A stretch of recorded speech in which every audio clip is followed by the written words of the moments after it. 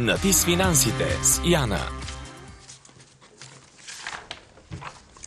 Не знам кое да изберем от тези предложения. Има един основен показател, на който трябва да обърнете внимание. Това е годишният процент на разходите или ГПР. Той е пълната цена на кредита и включва таксите и комисионните към него. Сравнете различните предложения по този показател, за да разберете кое е най-изгодно. И все пак бих искал да ни е по-спокойно. Не става въпрос за година-две. Затова обмислете взимането на застраховка. Тя защитава вас и семейството ви при неблагоприятни обстоятелства. Звучи разумно. Ще ги погледнеш с нас, нали? Естествено, ако ми обещаеш да сготвиш твоя специалитет в новия ви дом.